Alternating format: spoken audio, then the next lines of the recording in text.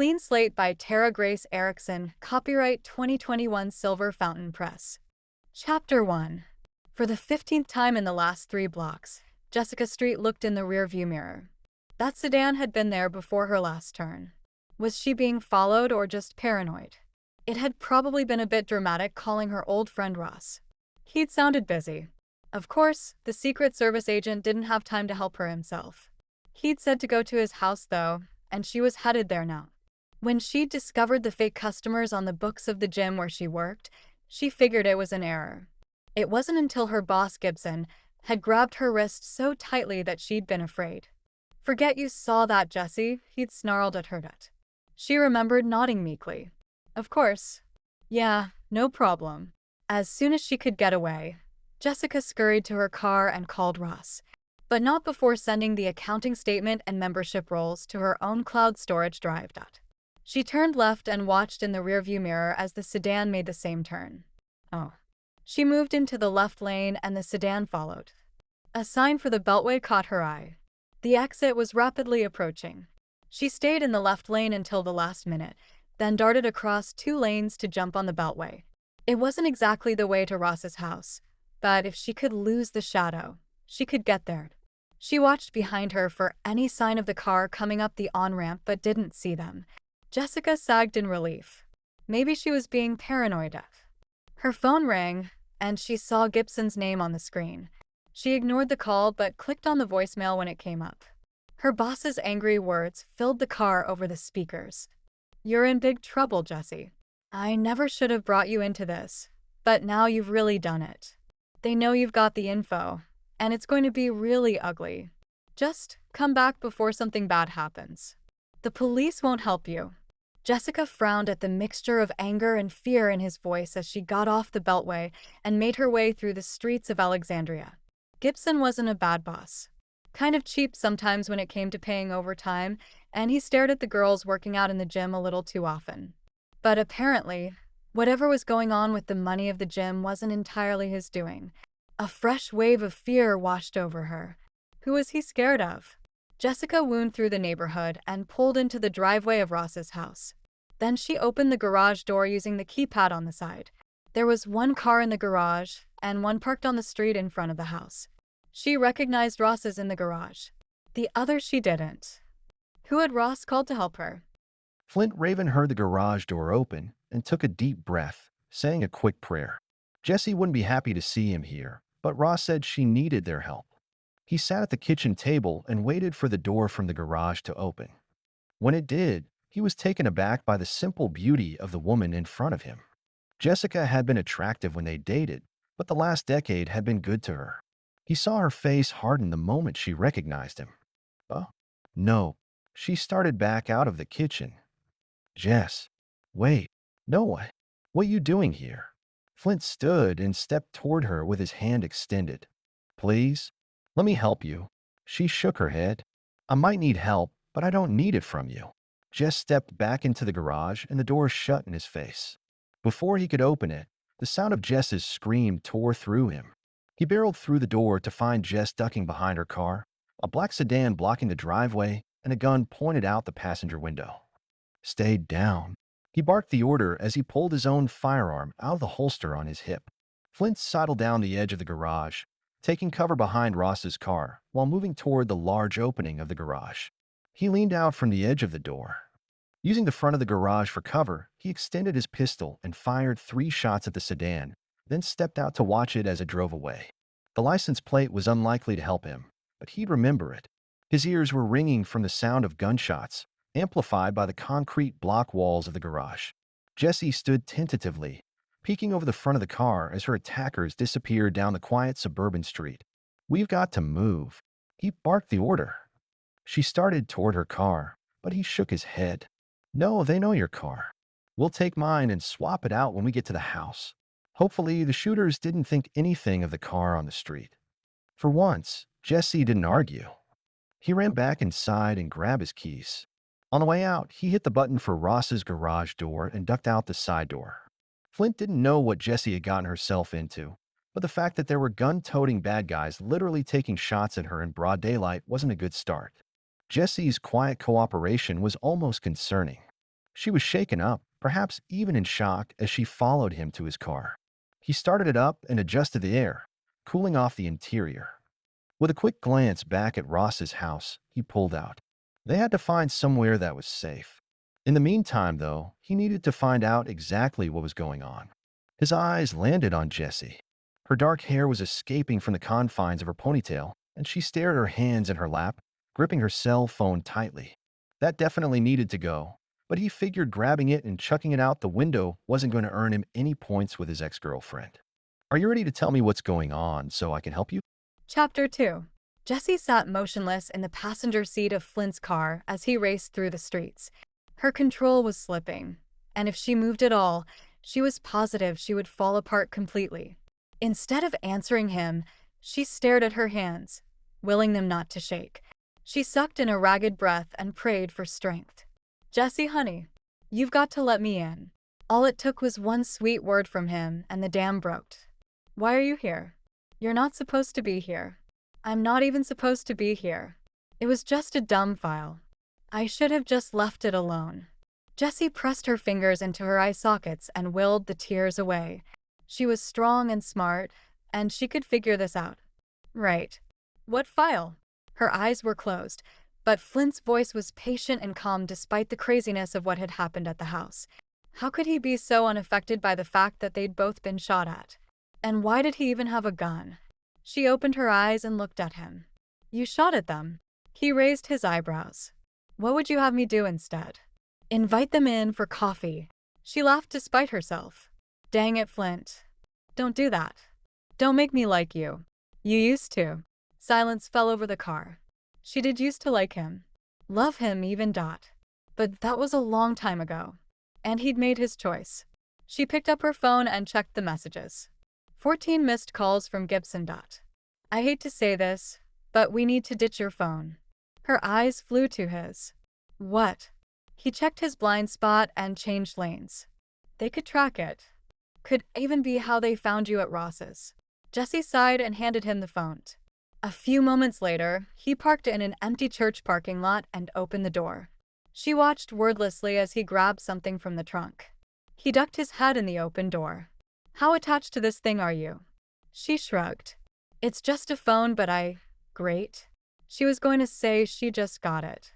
Flint took the tool, which she now realized was a tire iron, and crushed the phone against the pavement. Her eyes widened.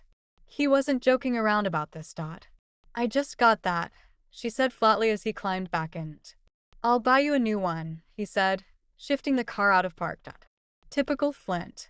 Money was the solution. "Tell me about this file," he demanded. His patient voice was disappearing quickly, replaced with the no-nonsense strategist she remembered. When Flint switched into business mode, it was impossible to say no. It was the reason he'd managed to sell not one but two companies for more money than she could fathom. The drive to succeed in business had been what tore them apart in the end. Now, though, the man in front of her still reminded her of Flint Raven, inventor and entrepreneur, but he was different. Harsher. Definitely stronger. He hadn't had those muscles when he spent most of his days developing security tech. "Tell me about you first," she countered. "Why should I trust you?" He frowned at her. "Really, Jessie?" She straightened. "Yes, really. 10 years without a word, and now you show up playing the White Knight? I need some answers. What do you want to know?" She went with the question she'd already asked twice and hadn't been given an answer to. She accentuated each word. "Why are you here?" Flint ran his hand over the short stubble of a beard that showed he hadn't shaved in at least 3 days. "Ross called me. He was looking for Ryder, but he took some job and disappeared last week. So Ross asked me to step in." "Why you?" "Just because we used to date. It's not that. I told him you wouldn't like it. But he's been training me. You know, all his martial arts stuff?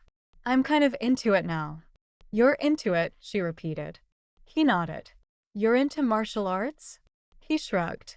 "And guns and self-defense and everything." She couldn't have been more surprised if he'd said he was suddenly into interpretive dance. This was Flint Raven, inventor of the Raven security system, the most elite security technology in the world, if she remembered the marketing materials correctly. The Flint she remembered was too busy creating a fortress to need to worry about getting his hands dirty. She stared at him wordlessly, waiting for an explanation. Flint growled, "I promise I'll answer all your questions when we aren't sitting ducks in a parking lot." "Deal." "Fine." The long list of things she wanted to know wouldn't fit into the drive they were on anyway, unless he was driving her to Florida. "I work over at Evolution Gym as a trainer. Earlier today, I was putting in my hours and clients when I realized Gibson had records for clients that didn't exist. They were supposedly paying for membership and training and everything. But I know for a fact that I didn't do the training he billed them for. I thought maybe it was a mistake, but then I saw that every single one of them supposedly paid in cash. All 200 platinum contracts, paid annually, in cash. It didn't take him long to connect the dots. Money laundering." She nodded. "And Gibson, my boss, was scared. He's kind of sleazy, but he's not dangerous." "Someone shot at you," he reminded her. "I think he works for someone. And they know I copied the files." He swore under his breath. "You what?" "Look, whatever this involves, they dragged me into it by putting my name on the trainer line. I'm not letting them get away with it." Flint rubbed his cheek as he thought, "This isn't good, Jesse. We have no idea who we're dealing with. Gibson could be in bed with anyone." She groaned. "I know. I'm thinking. Did your boss say anything else about the people who he worked for?" "Anything at all." Jessica racked her brain for any other clues Gibson might have let slip. "I'm sorry. I can't think of anything. Maybe there are clues in the file." Flint frowned. "Maybe. Do you have it with you?" "It's on the cloud." He raised his eyebrows. "What?" "I might not be a genius tech inventor, but I don't live in a cave. I sent it to my cloud account. I think that's what triggered their alarm or something." "Probably. We'll take a look when we get to my house. We need to clean up, grab a bite, and ditch my car for something less flashy." "We're going to your place?" "It's the safest place I can think of. They don't know me. Plus, it's got a killer security system." He winked and she couldn't help but laugh. How did he do that? There were people with guns looking for them, and somehow he still made her smile. "Oh, is it a Steranko?" She delivered the barb with a mischievous smile, mentioning his one-time biggest competitor. "Ha ha, very funny." He gave her a sidelong glance. "But seriously, we'll be safe there while we plan our next move. Shouldn't we just call the police? Isn't that what good, law-abiding citizens did?" She remembered what her boss had said. "But Gibson said they wouldn't help," she added quietly. Flint nodded. "I would say yes, but until we know who is pulling the strings for your boss, I don't want to walk into something blindly. Worst case scenario, they've got police on the payroll. Is that even possible? From the stories Ryder has told me, anything is possible. We find out who it is before we call the authorities. First priority is to make sure you are safe." She settled back into the cushy leather seat. Surprisingly, despite the situation, she did feel safe. Flint Raven had always had that effect on her. The confident way he carried his new muscles, and his weapon didn't hurt either. He pulled into an underground parking garage. "We're here. What happened to your place in Alexandria?" They'd picked out that house together, talked about raising their family there. "Sold it." His response was curt, but then he continued, gentler. I bought this place so I could be closer to work. When I sold the business, I kept it. Ryder and I live here when he happens to be in town." "What's he up to, anyway?" The things Flint had said about his old college roommate were cryptic and slightly concerning. He'd been a police officer when she and Flint had been together. "I don't really know. He lost his job as an officer and SWAT member. He wouldn't tell me exactly why, just that he'd trusted the wrong person. Since then, he's been taking random security jobs from whoever is hiring. He doesn't say much about it, but I gather he isn't always working for the good guys." "You're a good friend to him," she said. Flint shrugged. "He's my best friend. He's got my back. And I've got his." They took the elevator from the garage up to the condo, and Jessica waited until they made it in the door before she turned to Flint. "Don't forget, I still have questions." Flint ran a hand over his face with a sigh. He held his arms open. "I'm an open book for you, Jesse. What do you want to know? Why did Forbes magazine's Entrepreneur of the Year sell his company and become a martial artist?" He leaned against the counter. His eyes went toward the window, not looking at her while he spoke. I took Mom to Nashville for her birthday 7 years ago. You know how she liked all that classic stuff? She nodded, urging him to continue. His countenance was so solemn. She already knew she wouldn't like where this was going. We went to the Grand Ole Opry. It was even at the Ryman Auditorium, just like back in the day. A sad smile flashed on his face. She loved it. It was a nice night. Mom wanted to walk back to the hotel. It was just a few blocks, but it was dark. I should have been able to protect her. His voice cracked and her heart broke along with it. She stepped toward him. Oh, Flint. Still looking out the window, he pulled the collar away from his neck to reveal a messy tangle of scarred flesh there. He shot both of us, took my wallet and my keys, and took off. He cleared his throat. Mom didn't make it. A new wave of sympathy washed over her. Flint's mom had been a special woman, and it would have destroyed him to lose her under normal circumstances, let alone something so traumatic. She laid her hand over his where it rested on the counter. I'm so sorry. Chapter 3. Flint's eyes moved to their hands. 10 years since they'd been together, and Lord knew he was a different person now. But the sparks were still there.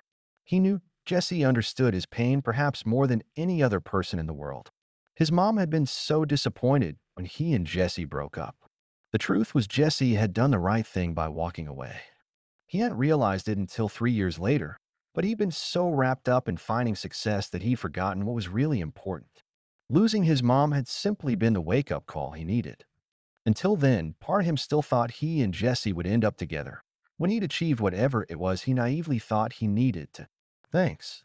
I'm okay now. Ryder and Ross convinced me to work out with them. I was so angry at first, but the discipline helped. It felt good to do something. In the end, his mom's death had prompted the sale of both of his companies and thrown him into a new pursuit. He would never be in the helpless position he'd been in that night in Nashville. You don't have to forgive me for what happened back then, Jessica. But will you let me help you? I can help you, even if I couldn't help Mom. Slowly, she removed her hand and nodded. Yeah, let's figure this out together. Flint took a shower to clear his head. His plan wasn't perfect. In fact, it was just north of acceptable, and calling it a plan was a stretch. But it was the best option. They'd scoured the files Jesse took from the gym, and there was nothing helpful. Now he was seated across his dining table from her, with Gibson's number queued up on his phone. They needed intel, and Gibson was their best shot. He nodded at Jesse. You ready? She exhaled and lowered her shoulders. Yep, I can do this. He pressed the green button to start the call and laid the phone on the table. Gibson answered immediately. Jess, is that you? When she said yes, he continued in a panicked tone. Where are you? You gotta come back. They're gonna kill me. His eyebrows flew up, but he waved at Jesse to keep talking. I'm safe, Gibbs. What is going on? Who are you working for? I'm sorry. I'm so sorry, Jess. I didn't know who I was working for. They're too powerful. The syndicate, There was a loud gunshot and Gibson's voice cut off. Flint winced, and the sound of the phone clattering to the ground could be heard. Then another voice greeted them. Your fate will be the same as his, unless you cooperate. Flint cut in. Why should we trust you? Gibson was just a pawn in a much larger game. I can't let my superiors know about this little security breach. If that evidence falls into the wrong hands, I'm sure we can come up with something mutually beneficial. Flint's skin crawled at the absolute disregard for the life that had just been extinguished. Why did these guys care so much about a little evidence of money laundering? It hardly seemed a big enough operation to warrant so much trouble. We'll erase the data, and you'll never hear from us again, Flint offered. Jesse gave him a dirty look, but he held up a hand. And why would I trust you? He turned Flint's question back around at him. You can't. So it seems we're in the same situation. So it seems. I need that ledger destroyed. The information would be very damaging if it was released. Here's what is going to happen. I've got your precious file linked to a life trigger embedded in Mississippi Street. If anything happens to her, it gets released directly to the press, the FBI, and Interpol. That last one was a shot in the dark. But if Flint was right, Jess had stumbled into something even more terrifying than she initially thought. That definitely made him angry. Who are you? Flint let the steel resolve color his tone. Let's just say I'm someone you can't intimidate. You will leave Mississippi Street alone, or your ledger is on the front page of the New York Times. The line went dead, and Flint exhaled heavily. What the heck was that, Raven? Jessica looked at the man across the table. Gibson was dead, and whatever negotiation had just happened was still tripping her up. They can't touch you now. Just because you say so? Because they think I put a microchip in you that sends the data if you get hurt or die. Her eyes went wide. You what? It's called a life trigger. I invented them before I sold Raven Tech. Obviously you don't have one. Yet. She narrowed her eyes at him. I'm not letting you implant some microchip in me. Yeah, I figured. They don't know that though.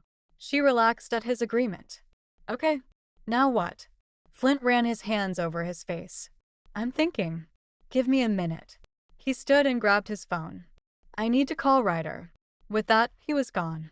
Jessie stared blankly at the window, not even seeing the dark skyline of the city. The terror in Gibson's voice couldn't have been faked. He was really dead. And it was her fault. She blew out a shaky breath. This was too much. Needing to do something, she walked to the kitchen and got a glass of water. The phone call replayed over and over in her mind. She closed her eyes, trying to close out the sound of the gunshot and the way Gibson's voice had cut off. Raven prayed while he waited for Ryder to answer. Come on, Mac. Pick up the phone. When his roommate's voicemail picked up, he left a message. Call me back. I need intel. He called back immediately. This time Ryder's voice came over the phone. Where's the fire? It's Jessie, Flint said by way of greeting. Dude, we've talked about this. She's not coming back. Flint stuffed down his frustration. No. Mac, she's in trouble. Say again. Jessie's in trouble. What do you know about the syndicate? Ryder whistled low. Tell me that's not who is after her. He remained silent. Give me 10 minutes, Ryder said. You've got 3, Flint replied. 10 to 4, he paced the room as he waited for the call, grabbing a few items that might come in handy from his stash of security tech. What was so important that Ryder had to call him back? It had been 6 minutes by the time his phone rang again. An unfamiliar number. Flint didn't say anything, but Ryder's familiar voice greeted him. It's me. You better have something for me, he said with his voice full of warning. He loved Ryder like a brother, but this was life and death, and he didn't have time to play games. Ryder's voice was serious when he replied. I had to get a secure line, and I made a call. Tell me. It's not good, Raven. Nobody knows much about the syndicate. They're untouchable. Apparently, they've got their fingers in everything from drugs to weapons and human trafficking. But anytime something blows up, someone else takes the fall. Where does Evolution Gym play into this? The big chain. Jessie found her boss money laundering, and he mentioned something about the syndicate before they blew his brains out while we were on the phone with him. They're all worked up about the ledger she stole. Rumor has it the syndicate keeps something known as the ledger. It's a list of all the members. It's their collateral. Once you are in, they've got enough dirt on you to destroy you. If you betray them, they take you down. Are you telling me Jessie stumbled on their secret blackmail file? It was being kept at this measly strip mall gym? That would be my conclusion, yes. Flint bit back the curse that wanted to fall from his lips. When are you coming back? I could use you on this. I'm on a layover in Atlanta. I'll be back in about 5 hours, unless my flight gets delayed. Okay. So far, I don't think they've connected me to her, but if it really is the syndicate, it's only a matter of time. I'm at our place with Jessie for now. It's going to be okay, Rave. I'll call when I land. Thanks, Mac. I owe you one. I'll add it to your tab, he joked. Flint smiled at the long-running joke. When he went back to the living room, his eyes fell on the sleeping form of Jessie on his couch. She was anxious, her brow wrinkled with worry even in sleep. After kicking himself for not grabbing groceries after his last business trip, he pulled out his phone to order dinner. It was 8, and Jessie had been on the run since mid-afternoon. She had to be starving. He sat across from her on the armchair, folded his hands over his stomach, and leaned his head back. Though the TV flickered to his right, Flint kept his eyes on Jessie, keeping watch. While she slept, he slipped the tracking device out of his pocket and hid it in the sole of her shoe before returning to his position on the chair. Chapter 4. Jessie woke up to a knock on the door.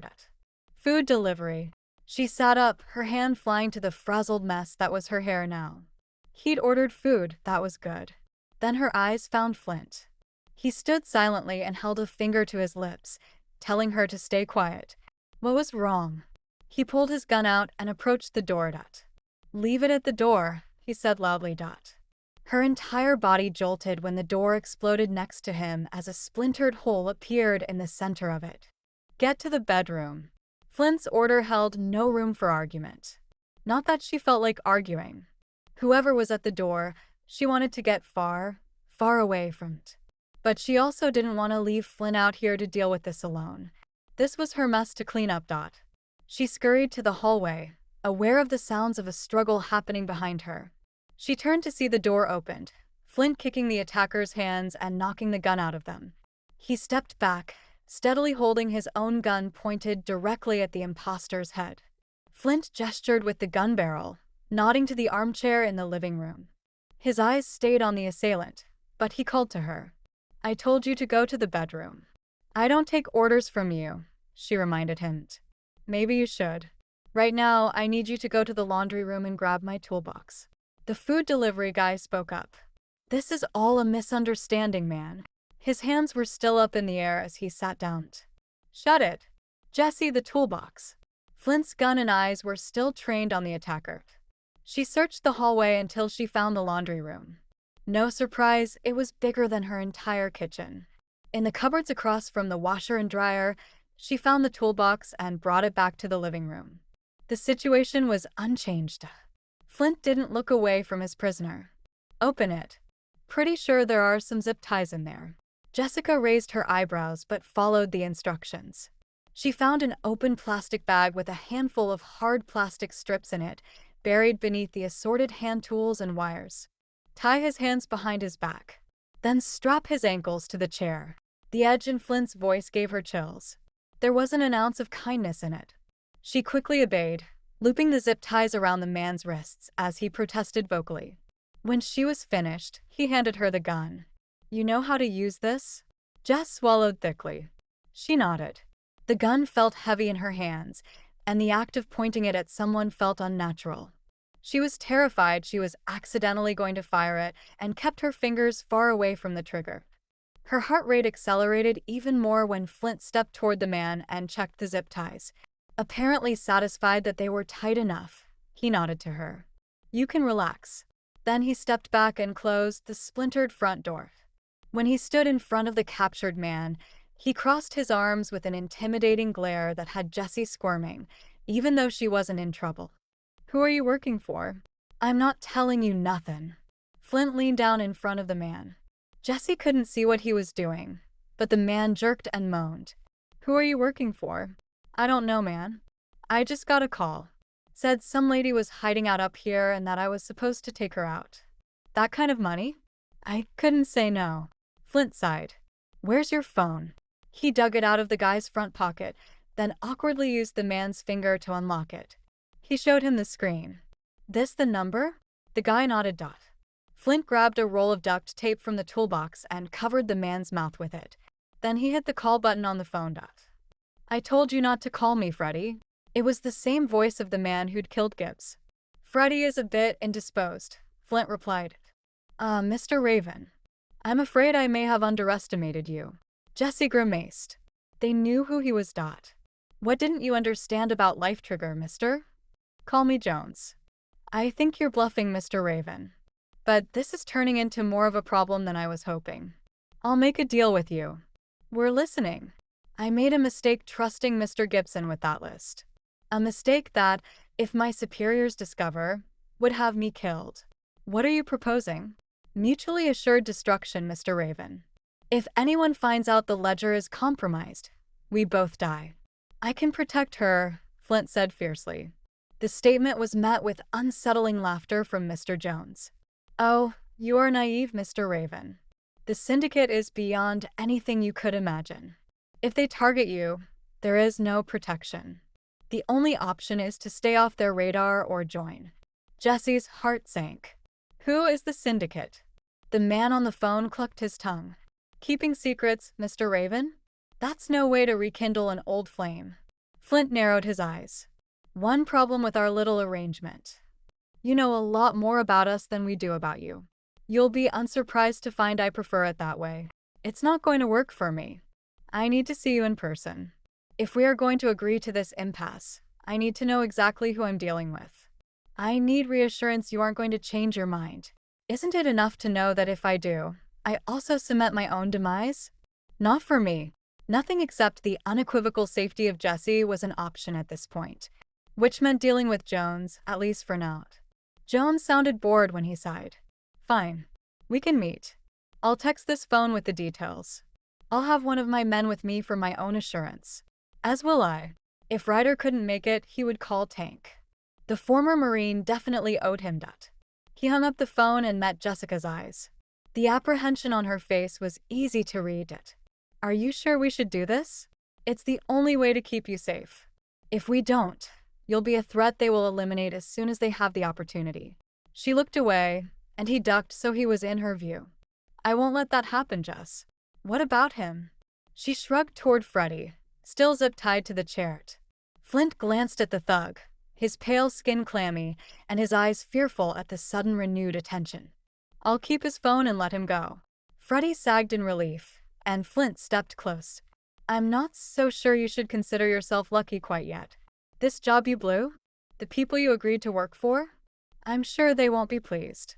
So I'd suggest getting far away. When he cut the zip ties, Freddie nearly tripped over himself in a hurry to leave the condo. Was that a good idea? Jesse asked Dot. His eyes were trained on the door. I don't know. But I couldn't kill him, and I couldn't call the police. So it was my best option. When she stepped closer and pressed her face to his shoulder, Flint froze for a moment. Then, as naturally as breathing, his arms encircled her. He rubbed her back with one hand, the other coming up to hold her head against him. It's going to be okay. You can't know that. These people sound dangerous. You're just a normal guy. He chuckled. Maybe that used to be true, Jess. But now, I've got nearly endless resources and fighting skills I've been perfecting for years. And I'll use every ounce of skill and every dollar I have to protect you, if that's what it takes. She leaned back and looked up at him. Why? Why are you helping me? Flint saw the moisture gathered in her eyes. I never should have let you walk away. But I'm glad you did. I couldn't be the man you needed me to be when I was so wrapped up in achieving that worldly vision of success. Since then, I've learned a lot about who I was. Right now, I'm focused on making who I am and who I want to be as close to the same person as possible. And you want to be the man who would protect his ex-girlfriend? I want to be the man who protects anyone who needs it. But especially the people he cares about. Her eyes flew to his again, but she didn't speak. Dot. I know you probably don't feel the same, but I still care about you. Honestly, I never stopped. I'm here for whatever you need. Protector. Friend. He trailed his finger down the nape of her neck. More? Chapter 5. Jessica's mind, which had been screaming all the reasons she needed to protect herself from Flint, suddenly went quiet. She nearly melted under the heat of his gaze, but her heart still throbbed with pain, like pressure applied to a fading bruise. He wanted more. He would give up everything to protect her. All the right words, but could she trust them? She wanted to. Oh, how she wanted to trust that he really had changed. But his fingers on her neck were distracting. She felt like a cat, tempted to arch into the contact and let out a purr of satisfaction. Instead, she forced herself to step back. A friend, she said firmly. I can do a friend. She saw the disappointment on his face, but his cheek tilted in a smile. Friends it is. Her mind filled in the rest. For now. Had he implied it with his tone? Or was that her own desires pushing their way to the forefront? What do we do now? Flint held up the phone. I've got some work to do. I don't trust this guy, but I still think he's underestimating us. I'm going to call my friend and try to get some more info now that I have a phone number. Jess nodded. Flint pulled out his phone and hit dial. He left the phone on speaker. You've got Joey. Hey, it's Raven. I need a favor.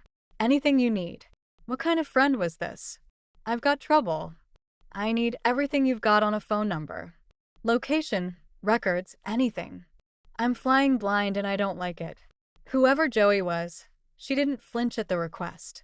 Raven rattled off the number and was promised a return call. Jessica sat down heavily on the sofa. Once again, she was torn by the realization that she had no idea what to do.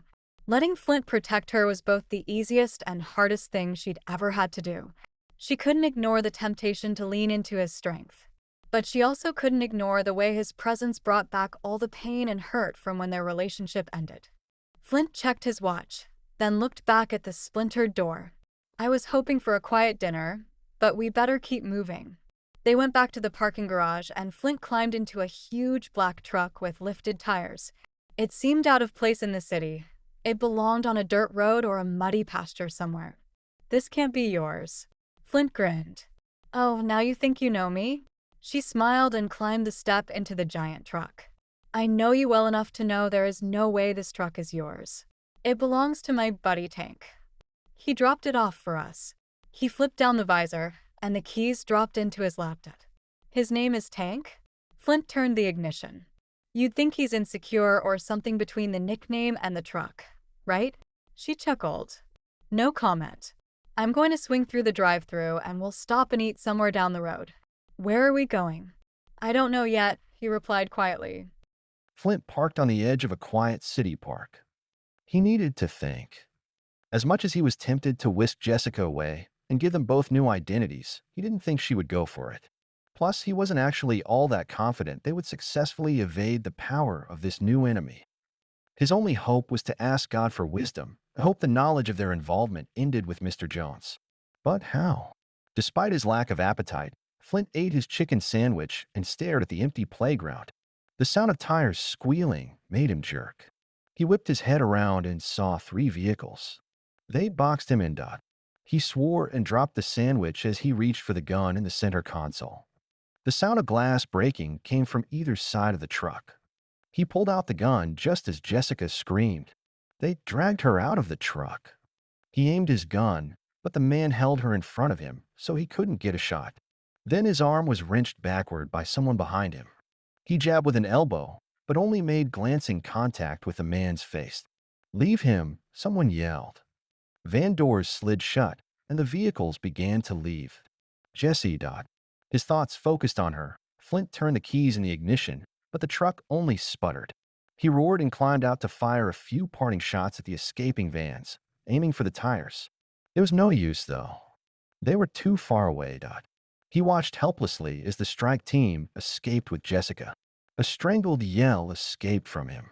All these years later, and all the training he'd had since his mom died, hadn't made a lick of difference. He had still been powerless to save someone he loved. Jessica tugged against the restraints on her wrists to no avail. It felt like hours had passed since she'd been tossed in the back of the van. Maybe she had even slept, but it seemed unlikely. When they moved her, she'd kicked wildly, fighting with every ounce of her strength. She'd landed one solid hit before the men tugged violently on her hair and restrained her legs as well. They hadn't killed her yet, so at least that was positive. It was about the only good thing she could say about her current situation. Jessica wasn't sure where she was, but she seemed to be in a storage room of some sort. One door directly in front of her had been closed since they left. Her hands were tied to a pipe on the wall, making for an uncomfortable stretch in her obliques. If she ever got another chance to do an abdominal workout, she'd never skip the side crunches again. Why hadn't they killed her? Maybe Flint's life trigger bluff had been more convincing than she thought. She said another prayer that he was okay. After they'd grabbed her, she couldn't see what happened, but she heard a lot of gunshots. For all she knew, he was lying in the parking lot, bleeding to death, which was horrifying, not just because he was the only one who had a chance at finding her. If someone had told her this morning that she would uncover a money laundering operation, become a target for a powerful shadow organization, and be falling for Flint Raven, well, she probably would have picked the last one as the least likely. And yet, she couldn't deny the feelings that being with him brought to the surface. As much as she wanted to hate him for how he'd hurt her back then, today he made her feel like the most important thing in the world. It was the exact opposite of how she'd felt when he repeatedly chose his work over her while they were dating. It didn't really matter now, though. Because as soon as the syndicate figured out that she didn't have a life trigger, She was probably going to get dumped in the Potomac. The door opened, and a skinny man in an ill-fitting suit stepped inside. He looked like an insurance salesman, except for his eyes. They held no emotion whatsoever. "Miss Street, how unfortunate that we had to meet this way." She knew that voice. Jones's sinister smile gave Jessica chills. "Just let me go. I don't have anything." "Oh, I believe you. But I have to make sure. And when my associate gets here with the signal detector, I can be sure that there is no life trigger. And then our business will be finished." Jessica squeezed her eyes shut. It was only a matter of time. She wasn't ready to die, though. She still had so much to say to Flint. The thought of him was enough to push the tears over the edge of her eyelids. He would blame himself. The image of his face as they dragged her away would be the last thing that flashed before her eyes. She hoped he would move on. He deserved happiness, even if it couldn't be with her. Chapter 6. Flint watched as Ryder looked through the scope from a nearby rooftop. "What do you see?" "Three guys. Big guns, but otherwise they are sloppy. Whatever massive criminal organization this guy claims to be a part of, high on the food chain he is not." Flint nodded. "That's good news. If the syndicate was really as dangerous as it seemed, he wanted to be nowhere near their radar." "Any sign of Jessie?" Ryder shook his head. "She's here. Or at least her shoes are." Flint had never been so grateful for his reliance on technology as he had after Jessie was grabbed. Once the initial wave of horror and helplessness had worn off, he remembered the tracker. And a plan was formed. Had that really only been 12 hours ago? In that time, his closest friend had come together, raided their weapon stashes, and geared up for a rescue mission. He just prayed they would find those shoes attached to a living, breathing Jessica. Joey Rodriguez called for his attention over the headset. "You're going to want to hear this, Raven." "What is it?" "I got a call made from this location 2 hours ago. With a little help from a friend at the NSA. I got the recording. They are waiting for a delivery. Guy with a signal tracer says he can isolate a life trigger if she has one." "What's his ETA?" 1,100 hours. Flint checked his watch and spoke to the team.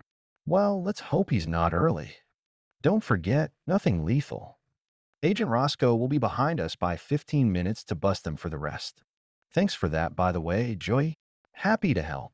The White Hat hacker had also taken the information from Jessica's cloud account and tipped off a friend at the FBI.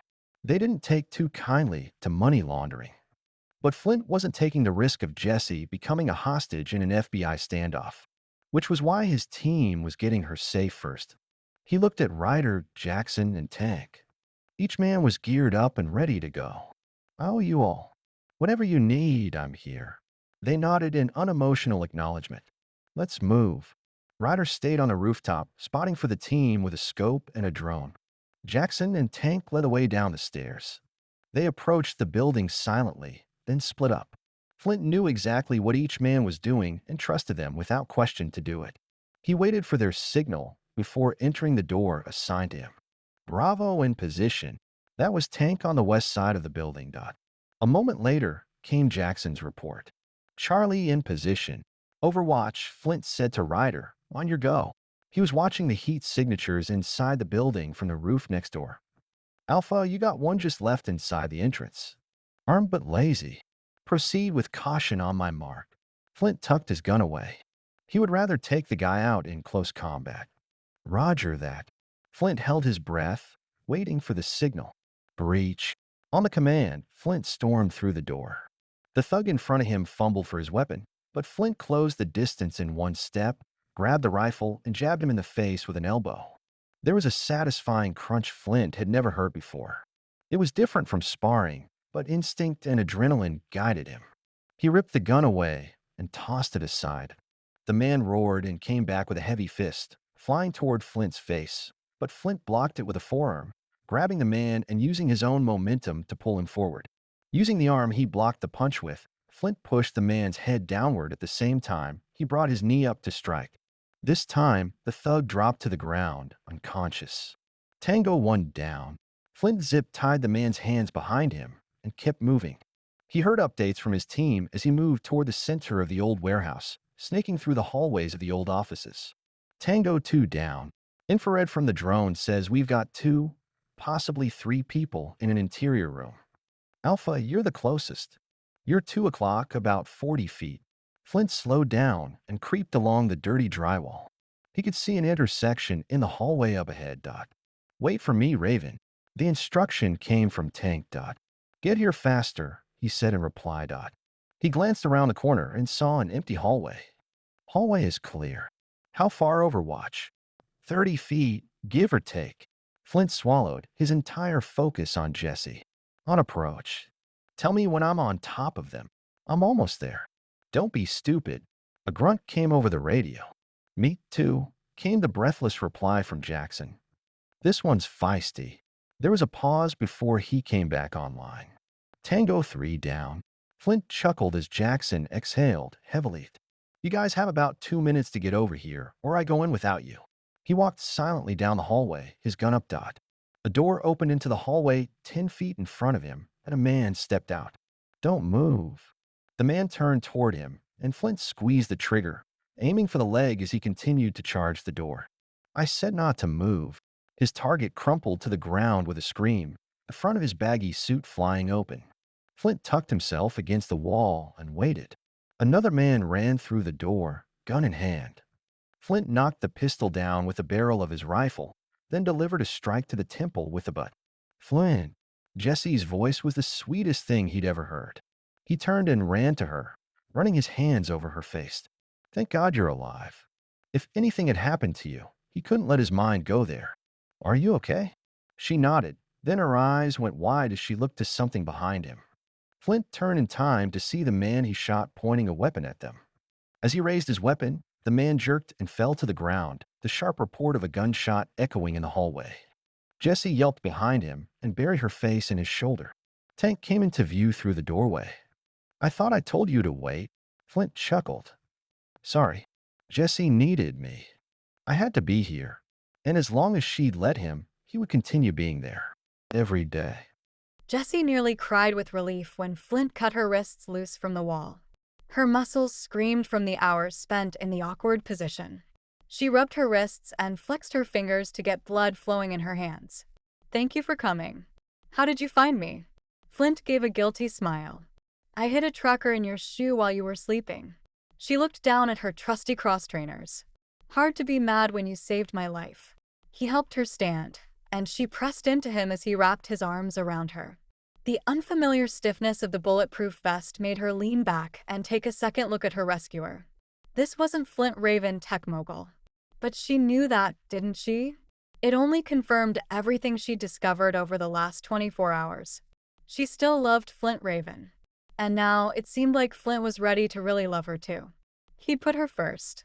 Above his work. Above himself.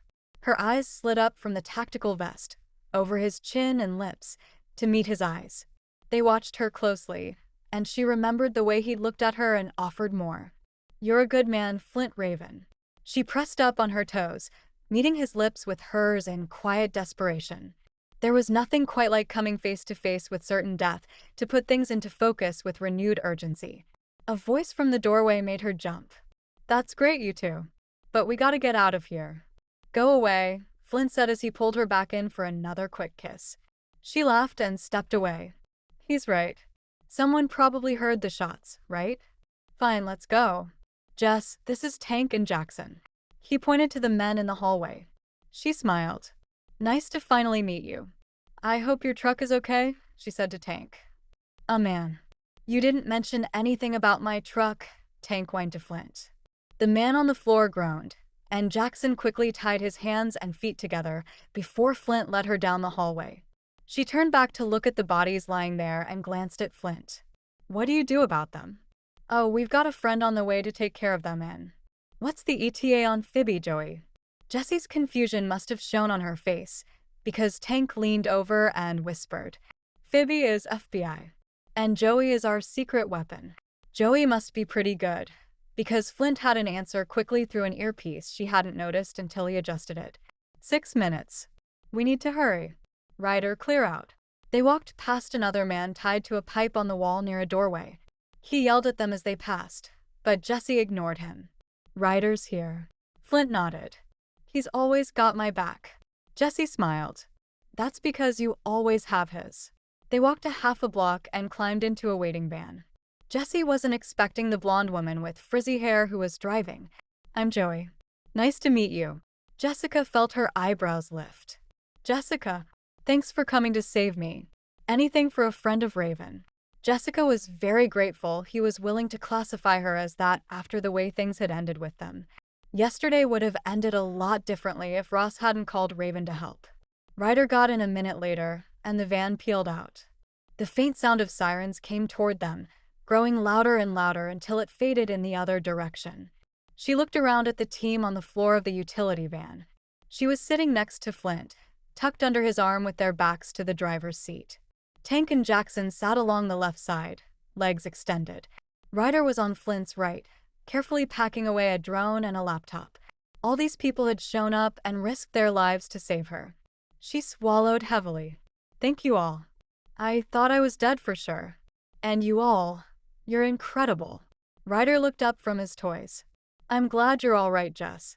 He jerked a shoulder at Flint. "This one would have been a mess if he lost you. Please tell me you're giving him a second chance after all this." She tipped her head up to look at Flint again. "Yeah, I am. I've got a pretty good feeling that this one is going to be different." A smile tugged at the corner of Flint's mouth. Then he pulled her closer and kissed her temple. Her entire body relaxed, and she settled against him, letting her eyes drift closed. Epilogue. The wind swirled around them, the cool December air blustery and damp. Ryder pushed his hands into his pockets as Flint pulled up next to the empty lot on the outskirts of Alexandria. Ross had called this meeting, but Ryder wasn't really sure why. Couldn't they have grabbed a drink like normal friends? Flint climbed out and walked across the grass toward them. Ryder greeted his friend with a hug. Flint said, "Good to see you guys. We live together, genius." He couldn't help but give Flint a hard time. "Thanks for coming," Ross said. Ryder didn't miss the exasperated look his big brother flashed him. Flint shook his head. "Yeah, of course. Whatever you need. You know that." Ross smiled. "Same goes, my friend. I should actually be around a little more now." Flint raised his eyebrows. "Oh yeah? Why is that?" Ryder chuckled. "Didn't you hear? Agent McLean retired from the Secret Service. He met a girl," he said with a teasing tone. "Grow up, Ryder," his brother replied. Ryder grinned. "No thanks." "Congratulations," Flint said, cutting off their bickering. Ross smiled. "Thanks. I'm ready to really help some people. The way you did when you helped Jessica." Flint shrugged. "I like to think I would have done it for anyone else, but when it was Jessie, well, there was no question. Ryder knew Raven would have crossed heaven and earth to save Jessica." Ross nodded. "I understand. If Andy was in trouble, there's nothing that would stop me." Ryder kicked the dirt. "Awesome. You are both madly in love. Can you just tell us what we're doing here so I can go home? What is this place?" He looked again at the empty lot. There were a handful of office buildings down the street and a hotel or two back toward the highway. Ross spread out his arms wide. "Welcome to the future headquarters of Black Tower Security. Tell me, if you had the chance to help some more people like Jess, would you want to do it?" Flint didn't hesitate. "Absolutely." Ryder considered his words. Being able to help Flint and Jessica when she'd been in trouble had been a welcome change from the jobs he'd been working the past few years. Since he lost his job with NYPD, it had been easier to look for work outside the traditional law enforcement gigs, which meant he often found himself operating in gray areas of right and wrong. But it had been nice to put the skills he'd gathered over the years fighting for the good side. If God was giving him an opportunity to help the helpless, he wanted to be a part of it. He would never be able to make up for some of the terrible things he'd done. But it wasn't too late to do some good with his life. And with the syndicate still out there, he knew better than most what they were capable of. Innocent people would continue to get caught in their web of evil schemes until they were dismantled. In the end, Ryder's response was slower, but no less certain. "Yeah, I would." Ross nodded. "Then I have a proposition for both of you." Note to readers: thank you for listening to this short story. If you enjoyed it, please consider taking a minute to leave a review or rating. You can learn more about my upcoming projects at my website, www.taragraceerickson.com, or by signing up for my newsletter. If you enjoy small-town romance without the suspense but with all the humor and heart, I'd love for you to read the Bloom Sisters series or the Main Street Minden series. Thank you again for all your support and encouragement. Tara. Want more of Flint, Ryder, Tank, and the gang? Check out Potential Threat, book one of Tara Grace Erickson's Black Tower Security series. Can this bad boy bodyguard protect America's sweetheart without losing his heart? Fiona Raven is famous for her home-style cooking with a hint of Italian flair. Everyone knows her face and has her pre-packaged food in their freezer. So why is she receiving threatening notes? Fiona's brother insists on sending a bodyguard. News that only gets worse when she realizes it is his friend Ryder, the one man she could never let herself love. Ryder McLean has played the villain enough times to appreciate being the hero working for Black Tower Security. Along with his new client comes a stern warning from her brother, his boss and best friend, to keep his hands off. It doesn't matter anyway. Fiona is the perfect woman, and exactly the kind he doesn't deserve. Ryder will do whatever it takes to protect Fiona. Threatening notes turn into suspicious break-ins and destructive corporate espionage, and this bodyguard assignment gets even more serious. Can Ryder get to the bottom of the threat before his heart gets too involved? Dive into the intrigue and romance of Potential Threat, book one of the Black Tower Security series. Compelling characters, clean romance, and heart-racing action.